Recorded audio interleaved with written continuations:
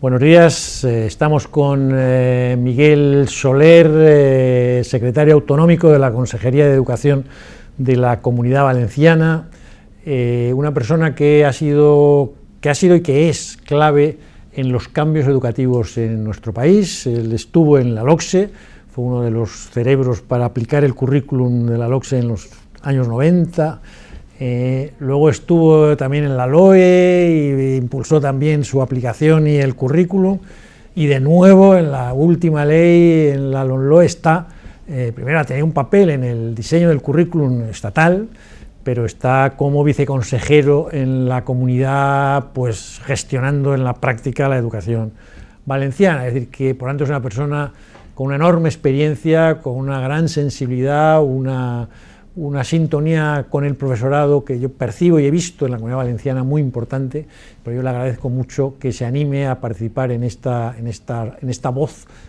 voces de la web de la Fundación SM. Bueno, pues la verdad es que es un placer el poder compartir estos minutos porque nos conocemos hace ya muchos años. Yo llevo 15 trienios trabajando en educación. Y bueno, pues fueron 10 primeros años de profe de mates, primer año en la universidad, luego en el instituto, dando matemáticas en Bupicou en aquel momento.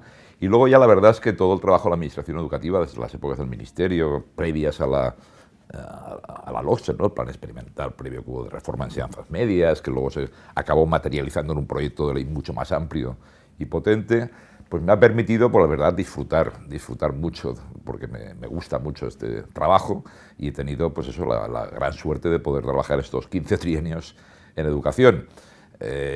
Y ahí, bueno, pues ha habido diferentes momentos. Está claro que el papel en este proceso último, en la fase inicial de elaboración del modelo de currículum, pues si miras el currículum de las 7 personas que estaban allí, las otras 6, digamos, trabajan específicamente en el currículum en las respectivas universidades de Madrid, Barcelona, en la que están.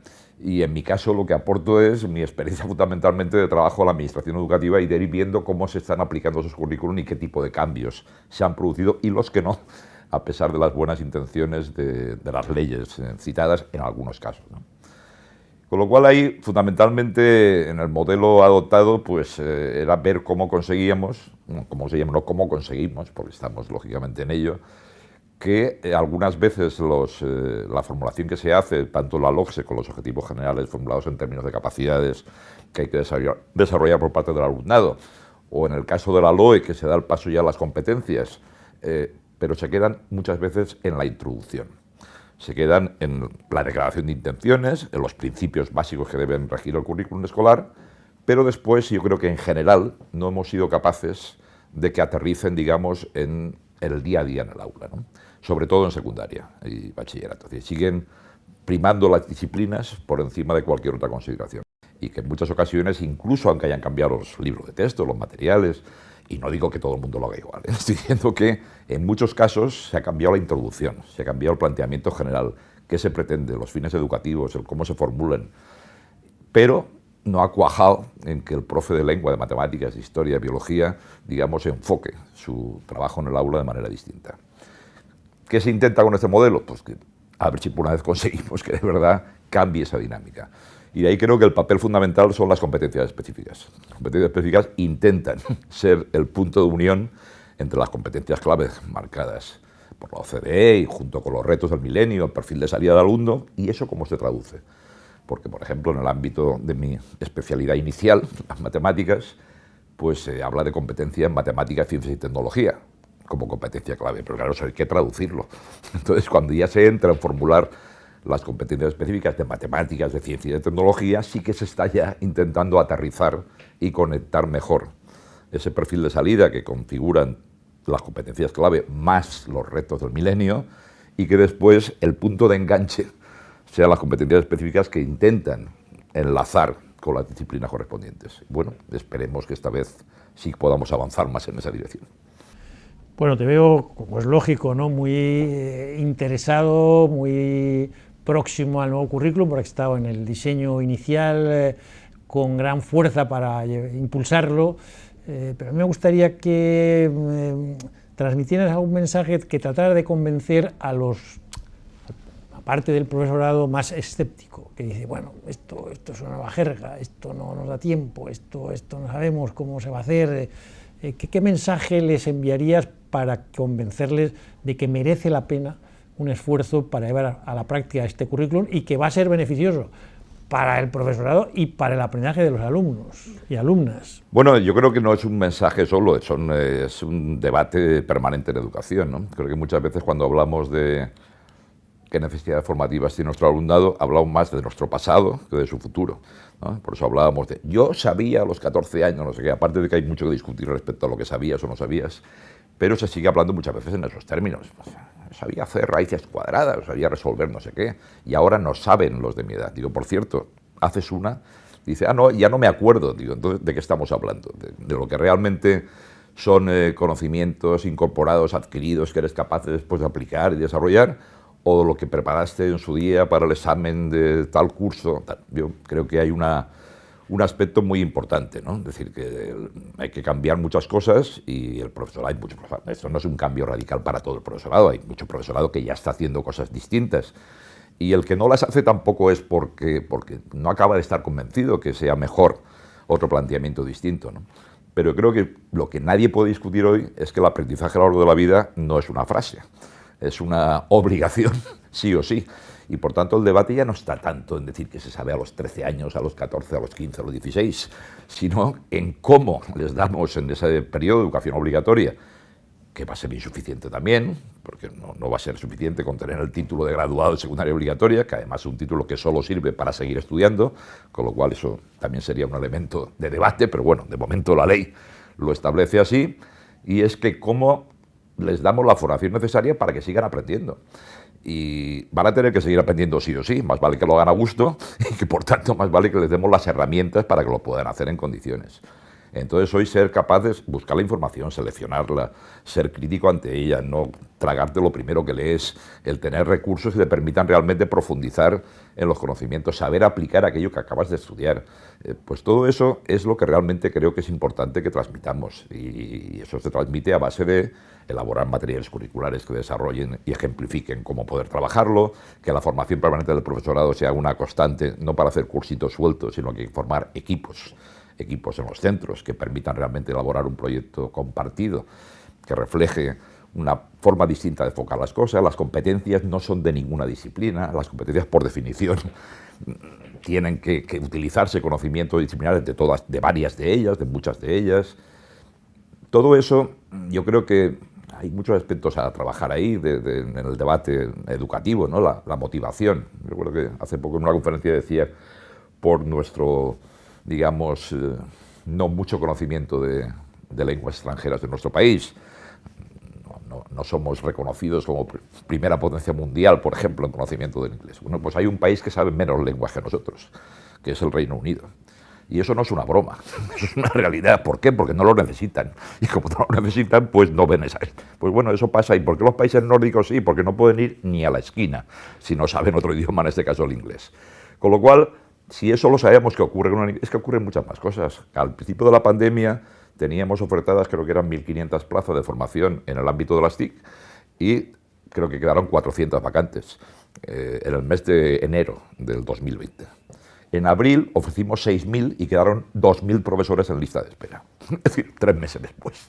Y creo que ese tipo de cosas es importante que las verbalicemos y que sepamos que si nos pasa a los adultos, a los profes en general, pues evidentemente, bueno, y a toda la población, pues también les pasa a los alumnos, que si no ven realmente para qué sirve lo que están estudiando, y no quiere decir que lo sepan al detalle, pero que sepan al menos que eso es bueno para ellos, que lo estudien, porque les va a ser útil en su vida, porque van a poder ser más felices, pero no se trata también del discurso que algunos te abandonan, educamos para la felicidad, educamos para ser mejores personas, para tener más posibilidades de desarrollo personal y profesional. Por tanto, es lógico que cualquiera cuando está estudiando algo sepa que eso no es simplemente porque se lo ha mandado el profe o porque lo pone en el libro, sino porque de verdad le va a ser útil para su vida. Y los alumnos, eso se ve clarísimo. Cuando están a gusto, aprenden más, estudian más. Y sobre todo ahí también hay que cambiar, pues esto, la metodología de trabajo, destacar lo que hacen bien, no estar todo el día diciendo lo que hacen mal, desarrollar al máximo sus capacidades potenciales. En definitiva, ya en la LOCSE se hablaba como un elemento central. Pero ahí, por ejemplo, ya en la LOCSE decíamos la atención a la diversidad. Muy bien, con diferentes términos ha ido manteniendo ese concepto para bien durante todos estos años. Pero después solo hablamos muchas veces de los más diversos. Hay que hablar de todos y saber que no solamente tenemos que hablar de los más diversos, sino de que todo el mundo tiene capacidades diferentes y hay que ponerlas en valor. Y lo que la psicología positiva hoy está marcando, pues va en esa dirección. No es decir dónde tienes dificultades todo el rato, sino dónde vas mejor y al mismo tiempo, por supuesto, también saber dónde están las dificultades de acceso a todos los niveles. Y esa combinación de cosas es lo que creo que tenemos que transmitir al profesorado en todos los terrenos. En el currículum, en la formación, en la ordenación del sistema, en las medidas que toma la administración para favorecerlo. Y eso no es una campaña, eso es una actitud permanente, que hay profesores ya convencidos y hay otros que, aunque les cueste un poco, yo espero que se vayan animando. Y se animarán cuando en su centro se hagan cosas distintas, no cuando la administración lo mande. Eso simplemente es una referencia, no es... Un decreto que considero muy importante, que supone un cambio de enfoque, ¿no? Es el de la evaluación del alumnado, ¿no? Me gustaría que comentaras qué aporta esa visión de decisiones colegiadas, de apoyo al profesorado en sus decisiones finales. Y me parece que supone una transformación y una confianza mayor en el profesorado. Dame un poco tu valoración de un tema que ha sido polémico, en parte porque, bueno, pues pensaba que no llegaba a un equilibrio suficiente entre la exigencia y el apoyo al alumnado. Bueno, me gustaría conocer tu opinión sobre ese decreto. Es un debate que es y será polémico, porque se tienen también diferentes concepciones de lo que el papel de la evaluación, de la calificación y qué significa eso, ¿no? Yo he hecho, no sé, hace ya bastante tiempo que no soy precisamente un forofo de la repetición de cursos, sino todo lo contrario. ¿Pero por qué? Pero no por un planteamiento a priori de que si es bueno, malo o regular, sino yo creo que tenemos ya bastante experiencia para saber lo que funciona y lo que no funciona. Si hablamos desde la LOCSE hasta aquí, por no irnos más atrás, estamos hablando ya de 32 años, ¿no? Y hemos visto cómo hay un porcentaje de alumnos que si lo que pasa es que ese año han estado hospitalizados, han tenido problemas personales importantes, etcétera, pues bueno, pues realmente lo que ocurre es que no han estado. Y por tanto, hay un sector de ese alumnado que no está mal, a lo mejor, que pueda estar un año más en el mismo curso para hacer lo que no pudo hacer el año anterior. Pero, en general, al que no le gusta el café, si le das 2 tazas le provocas cólico, no le resuelves el problema que tenía. Entonces, porque no hemos conseguido que cuando se repite, bueno, se llamaba permanencia, aunque siempre todo el mundo ha llamado repetición, pero ha llamado repetición porque de verdad era una repetición, no era una permanencia del mismo curso, era volver a repetir lo mismo que el año anterior, solo que con unos compas de pupitre distintos, porque el resto del alumnado había pasado al curso siguiente, tú te habías quedado allí, y en general no solo no sirve, sino que están peor un año después. Y eso lo sabe el profesorado. Y eso además es que se puede, insisto, no es un discurso teórico, es que se sabe, cogiendo un solo centro, se puede observar cómo los alumnos que han repetido en tal curso, en tal otro, pues bueno, no están mejor al año siguiente. Con lo cual, podrían estar mejor si de verdad ese segundo año se dedicara a hacer otras cosas. Dijeran, bueno, hemos visto ya que este alumno donde tiene principales dificultades es aquí, y donde va mejor con diferencias en estas cosas, cómo trabajamos para que realmente eso se... Pero no se hace así. Y como no se hace así, lo que vuelve a hacer es estar con otros compas, pero con lo mismo y tal, y a veces con otros profes distintos, pues lógicamente eso provoca que la repetición en general no sirve. El profesorado lo ve también como un instrumento, gran parte, de que, bueno, es que si no, ¿qué van a hacer? Si saben que van a aprobar todo sin más, no es un tema de aprobar sin más, estamos hablando de educación obligatoria. Bueno, limito el tema de la repetición tal a la educación obligatoria, primaria, secundaria, donde no alcanzas ningún título que te permita ejercer ninguna profesión. Solo lo único que se te certifica es que has estudiado X años y que te pueden permitir seguir estudiando. Entonces, si situémonos allí. Dices, vale, se pierde esa capacidad. Un alumno puede decir, ya, total, no van a aprobar. Dice, ¿y qué pasa hoy? ¿Se puede repetir 2 veces el mismo curso? No. Yo tuve en BUP tripitidores, y aparte de tripitir primero de BUP 3 veces, lo que acaban es yéndose al tercer año, por supuesto. Ahí ya, en fin, eso ya no lo defiende nadie, que yo sepa, lo de tripitir, ¿no? Hacer 3 veces el mismo curso. Bien. Decidimos que repita, porque la ley dice que con 2, con 3, con tal, pues se repite curso. Y al año siguiente el alumno ya sabe que haga lo que haga, no va a repetir. Con lo cual, con perdón, el segundo, ese instrumento que el profesor tiene el primer año lo pierde radicalmente el segundo, pero lo pierde peor todavía, porque además desde el principio del curso sabe ya que haga lo que haga, no va a volver a repetir. Con lo cual, está claro que eso no sirve para poder, digamos, tener al alumnado más cogido en el trabajo del día a día. Con lo cual, no digo que sea fácil, faltaría más. Cuando alguien no quiere estar, pues es muy difícil poder trabajar con un grupo de 25, de 30, etcétera, y esos son los problemas fundamentales que existen, especialmente en secundaria, por la edad de los alumnos y por su trayectoria. Hay que intentar convencerlos por otras formas y trabajando de otra manera. Pero la repetición, yo creo que está demostrado que no. Entonces, si está demostrado que no, ¿qué dice la norma? Pues que haya una vez en primaria, una en secundaria. Pero sobre todo lo que está diciendo es que quién toma la decisión, que ese es el gran cambio que se produce respecto a normativas anteriores. Estamos hablando de que los alumnos en la secundaria tienen más asignaturas que años, en primero de la ESO, por ejemplo. 11, 12 profesores distintos, 11, 12 materias distintas. Yo me fío totalmente de los 12 profesores juntos, reunidos, no de uno en uno. De los profesores juntos que valoren si ese alumno se considera que va a aprender más, va a mejorar su proceso educativo, más si está un año más en primero, o si va a aprender más con refuerzos, con medidas que tal, si pasa a segundo con una serie de características. ¿Quién mejor que esos 12 profesores reunidos para decidirlo? No es que no es objetivo, es mejor que se diga que desde la administración que con 2, que con 3, pero vamos, quien afirma eso de verdad hay que dudar de que esté dando clase en un centro. Porque todo el mundo sabe que con las mismas normas y el mismo criterio, en primero A pasa una cosa y en primero B pasa otra. Y no porque simplemente cada uno a la hora de calificar, pues uno pone 4,85 y piensa que 4,85 es 4,85. Otro considera que eso no tiene sentido. Y eso está con la misma norma. Por tanto, segunda reflexión, eso ya se hace en los centros. Cuando la norma dice que con 2 se pasa, y hasta 2, y con 3 ya se repite, ¿qué ocurre en la Junta de Evaluación? Y lo sabe cualquiera que haya estado una vez en una Junta de Evaluación. Pues que todo el profesorado va diciendo su valoración del alumno, acaba con una calificación, y cuando al final de un alumno que en general tiene buena fama en el curso en cuanto a persona trabajadora, implicada, no sé qué y tal, si le han quedado 3, dicen, bueno, va, ya le apruebo yo, y así solo tiene 2 y pasa de curso. Y a la inversa, cuando uno tiene solo 2, ¿cómo? ¿Que este además va a pasar de curso? Pues yo que realmente ya lo apruebo pensando que no debería aprobarlo, le pongo un 4 que era lo que originariamente tenía. Eso es lo que pasa.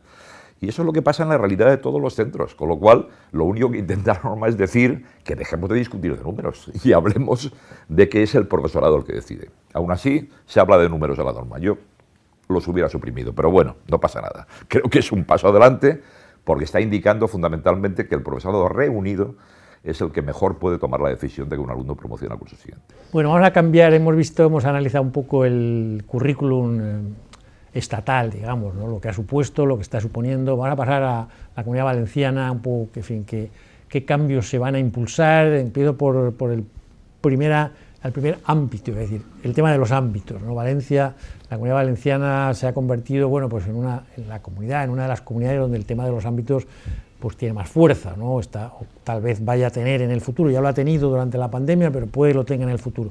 Entonces me gustaría que comentaras cómo vais a enfocar el tema de los ámbitos en los primeros años de secundaria y si vais a plantear que se organicen ámbitos en los centros, defiende un poco las razones por las que cree que la opción de ámbitos es más positiva que la opción de organización por materias en primero de la ESO, para conocer las razones. Primero yo creo que intenta responder a lo que es el concepto de un currículum competencial. Si compartimos, que creo que es bastante evidente, que las competencias clave y las competencias específicas no se pueden trabajar solo desde una disciplina en concreto, sino que requieren otro tipo de enfoque metodológico, pues yo creo que hay que buscar iniciativas que permitan favorecer ese trabajo. Y tenemos experiencias en el trabajo por ámbitos, ¿dónde? Con los más diversos que decía antes, ¿no? Desde la LOCSE, cuando se pusieron los programas de diversificación curricular en tercero y cuarto de la ESO, con una metodología distinta, con ámbitos configurados desde el inicio por parte de la administración, el ámbito lingüístico-social, el científico-tecnológico, compartiendo unas materias que tenían que seguir haciendo con el grupo ordinario, estas otras en cambio en un grupo específico. Bueno, Por tanto, hay una buena experiencia, una experiencia muy positiva para alumnado con dificultades, que es lo que ahora, digamos, el profesorado que está en contra de los ámbitos, pues dice que se mantenga, pero para alumnado con dificultades, no para el resto. Y creo que es un error, me explico lo del error, que la concepción de que solo sirve para alumnos con dificultades, ¿en qué se basa? Es decir, si lo que realmente se pretende es que el alumnado sea capaz de establecer relaciones entre diferentes disciplinas, que sepa aplicar conocimientos que ha ido adquiriendo a lo largo de su trayectoria a resolver problemas que van más allá de un ámbito disciplinar concreto, a que vea profesores trabajando juntos. Aquí los ámbitos van ligados mucho a la codocencia, a que entren dos profesores simultáneamente en el aula, que por tanto son también de dos especialidades distintas. Y bueno, pues todo eso, no digo que por sí solo vaya a cambiar el mundo, ni vaya a lo que se hace en un curso de secundaria. Es un intento de favorecer ese currículum competencial, de favorecer el trabajo en equipo, de favorecer que a los alumnos no se les puede decir trabajar en equipo y luego que vean cada profe va por su cuenta.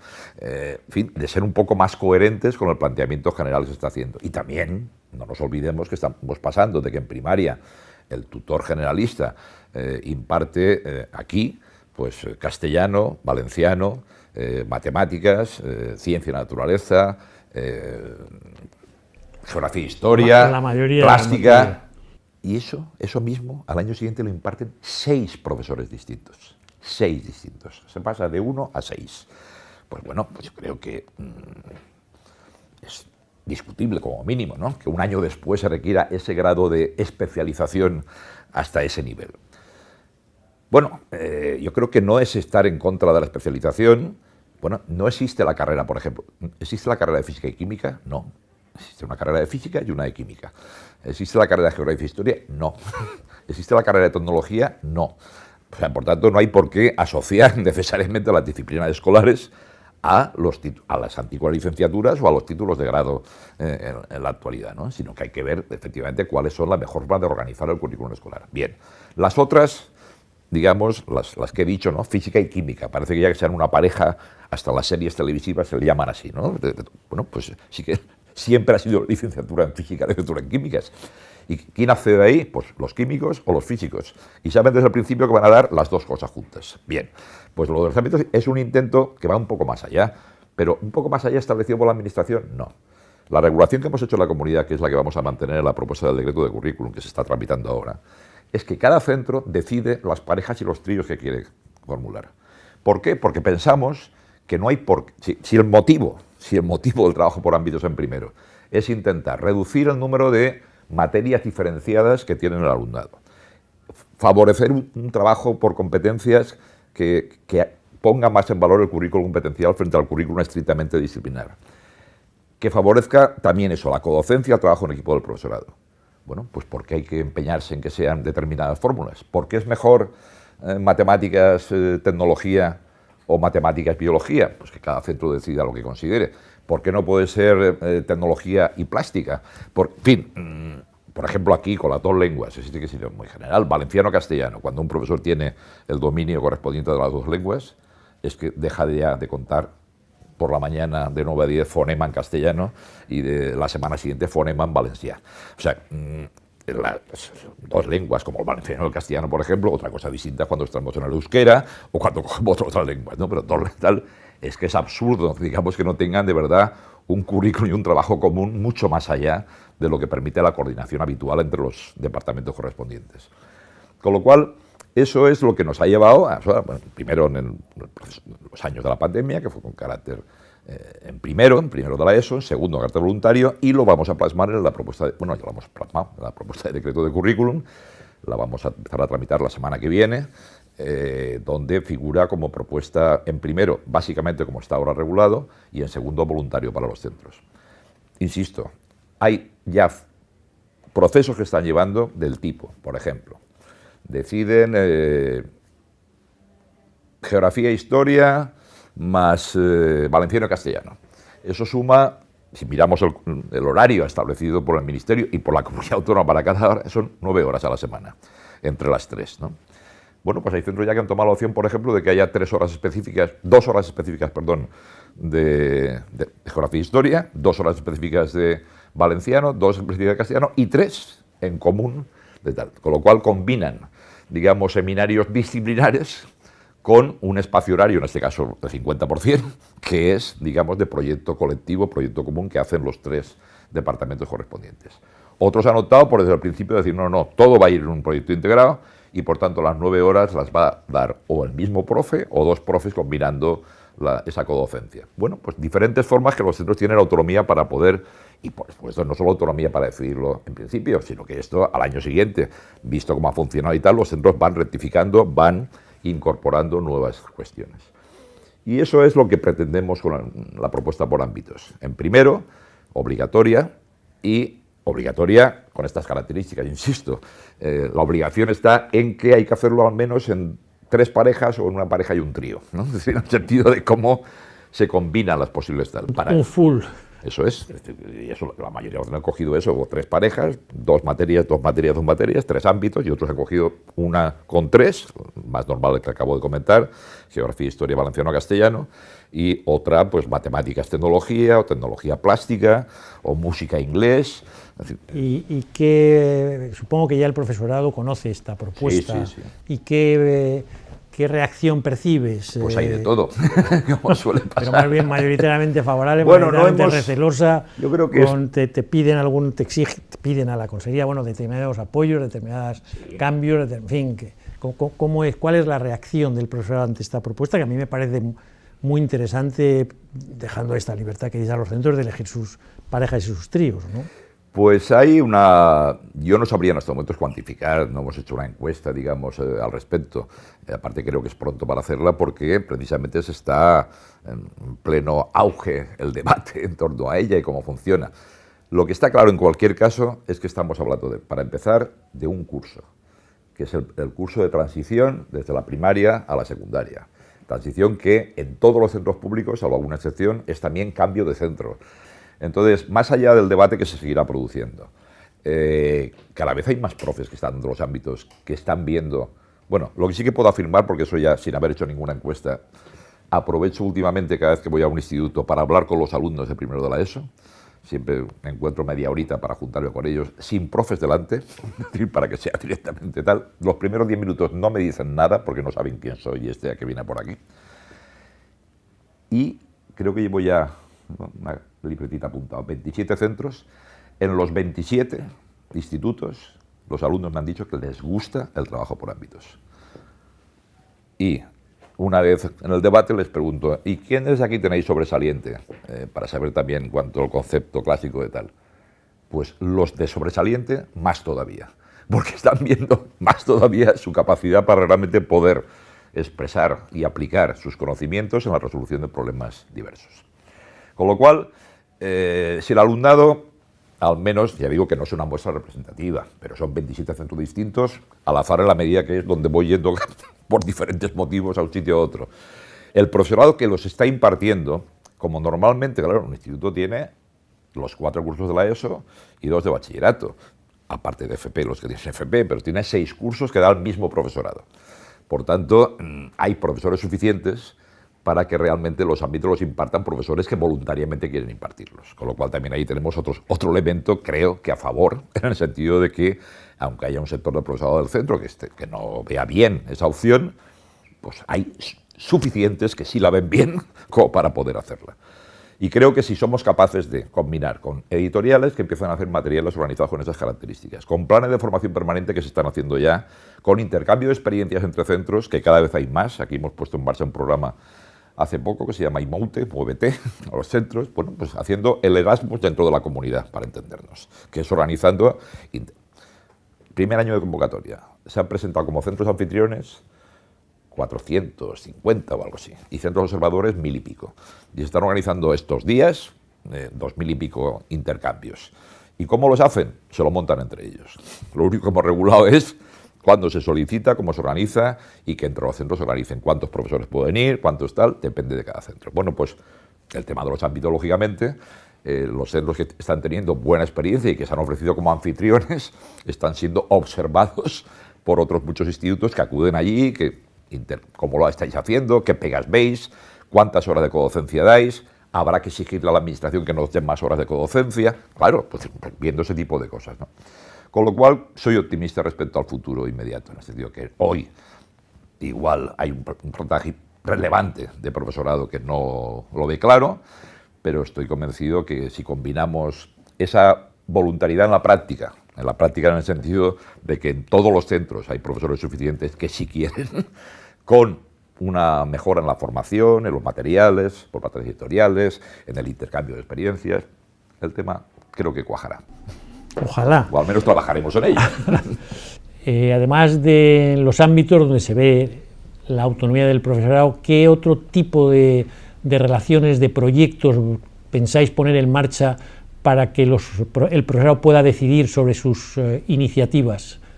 En el caso de primaria, en educación primaria, la propuesta que estamos tramitando, hemos puesto 2 horas y media semanales dedicadas bajo el título genérico de proyectos interdisciplinares, y que los centros decidan qué hacen ahí, 2 horas y media a la semana. Además de invitar también en primaria a que organicen el currículum también por ámbitos o por tal, eso ya como ellos consideren, porque ahí tiene otras características. Pero 2 horas semanales a la semana, lo único que pone el decreto es proyectos interdisciplinares. Y en secundaria, en primero, en segundo y en tercero. 2 horas a la semana también de proyectos interdisciplinares. Y cada centro determinará qué hace ahí, qué departamentos se implican, qué tipo de proyectos y hará su seguimiento correspondiente. Y luego hay otro espacio también en secundaria importante, que ese ya se está aplicando hace 4 o 5 años, que lo mantenemos, que es lo que llamamos talleres de refuerzo y talleres de profundización, los dos. También genéricos, en que cada centro también son 2 horas semanales, pero ahí sí que es una optativa, que se ofrece para aquellos alumnos que quieran coger un taller de refuerzo, un taller de profundización. Pero en el caso de los proyectos interdisciplinares figura como un espacio horario común para todos los centros, pues para todo el centro, vamos, y es cada centro el que decide cómo trabaja ahí, de qué manera, y creemos que eso es una forma también de favorecer no solo la autonomía del centro y su definición del currículum, sino también animarles a que piensen en nuevas cosas que hay que ir desarrollando para esa codocencia, ese trabajo en conjunto de los departamentos, ese modelo de currículum competencial. Una penúltima cuestión. Con la pandemia se ha puesto de manifiesto los problemas emocionales del alumnado, sobre todo en secundaria y especialmente en el bachillerato. Bueno, la pregunta es, y sigue esos problemas, ¿no? Lo que se manifiesta es que hay una situación de falta de ajuste, de falta de expectativas, de problemas de relación, de problemas de visión de futuro. Bueno, en fin, hay una situación, yo creo que problemática e importante.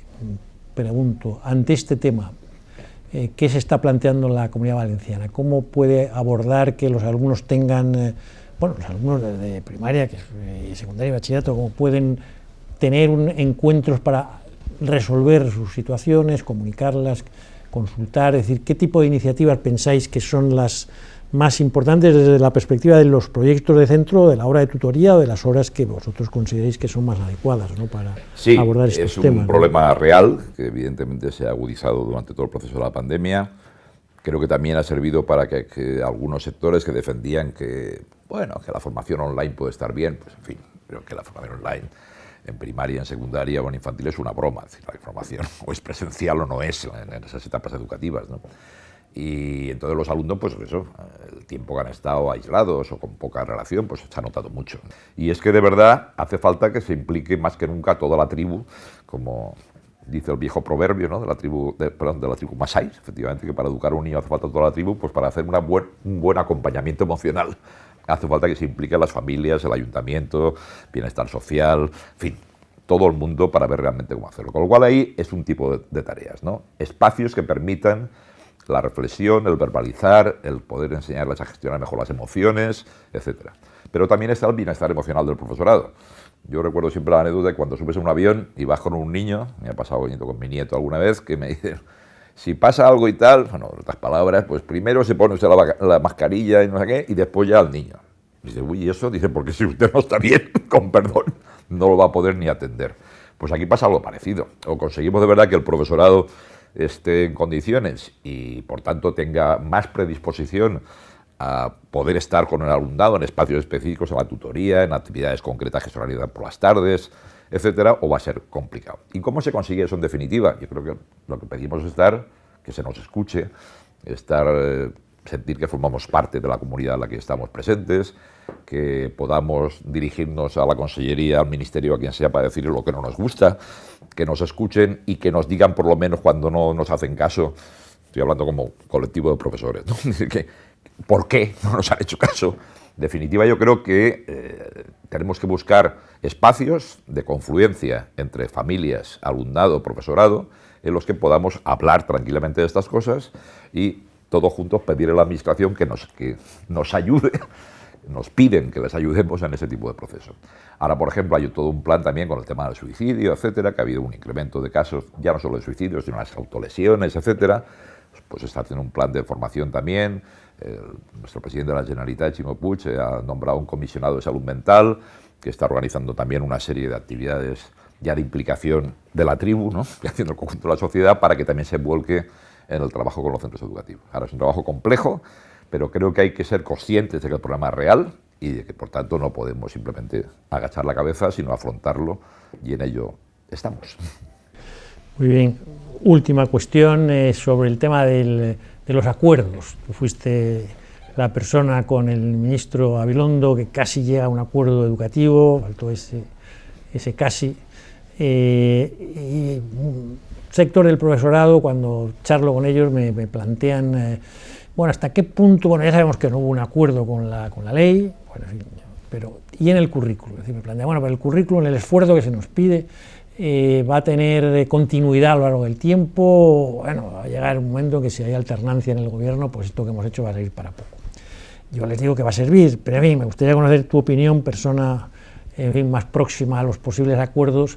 ¿Cómo ves el respaldo político del proyecto curricular? Es decir, ¿crees que, político y social más en la Comunidad Valenciana, pero político en general, crees que hay unas bases comunes entre los distintos partidos, en las comunidades sobre todo, que han contribuido al nuevo currículum, que ayuda a entender que puede haber una estabilidad, aunque cambien algunos elementos menores? ¿Crees que no, que va a haber un cambio más profundo si hay una alternancia de gobierno? ¿Cómo ves el apoyo social al currículum en tu ámbito concreto de la Comunidad Valenciana? Es decir, me gustaría que comentaras un poco el tema de los acuerdos, aunque no estén escritos ni firmados, pero en fin, el entorno político y social, si se siente que respalda la propuesta curricular, o piensas que hay una divergencia muy seria entre unos y otros.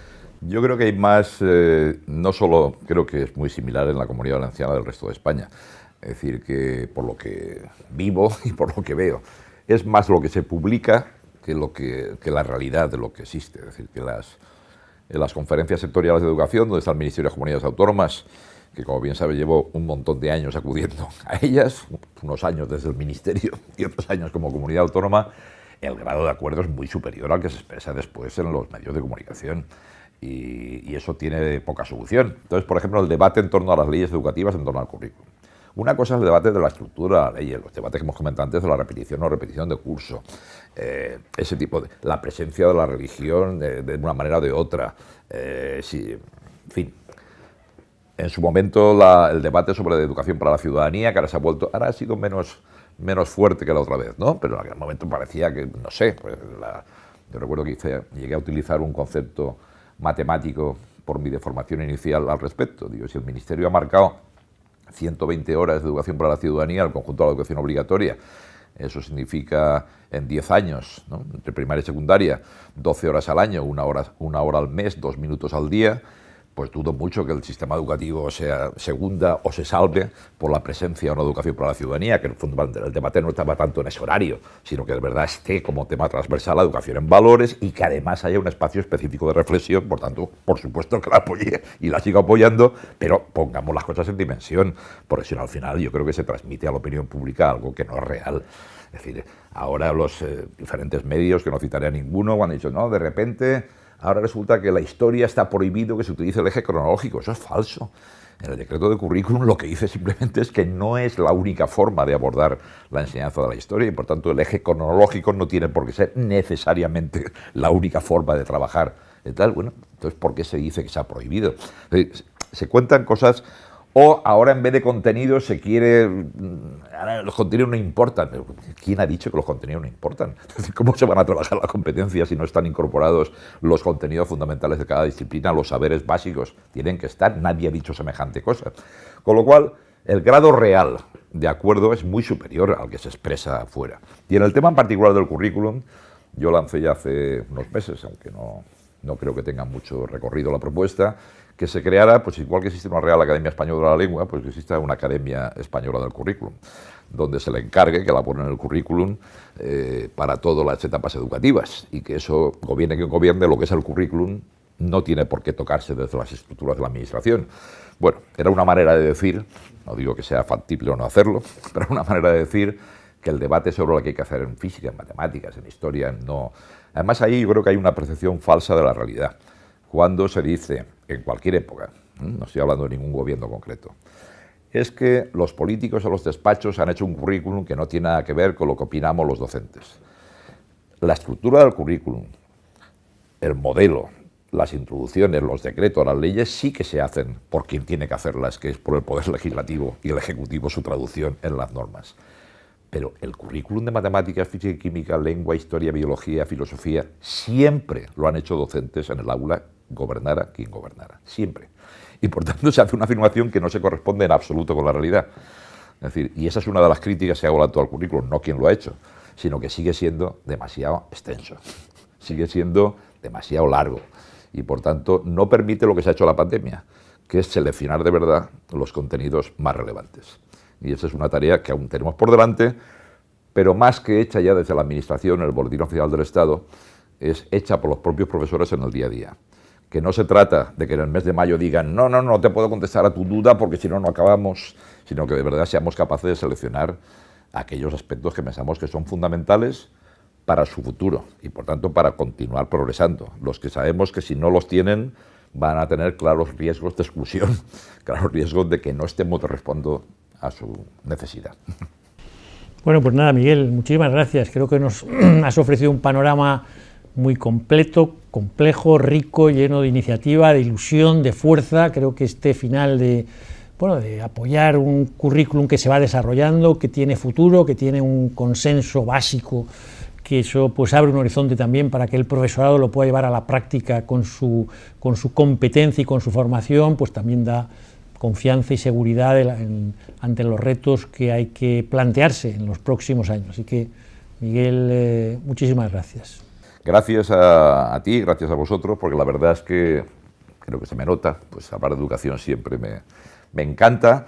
Y acabaré con una que hemos tenido hace unos días, el Congreso de la OCDE, que se ha hecho aquí en Valencia, organizado por el Ministerio y por la OCDE, y en la recepción a los ministros y ministras de los diferentes países, simplemente dije unas palabras de recepción.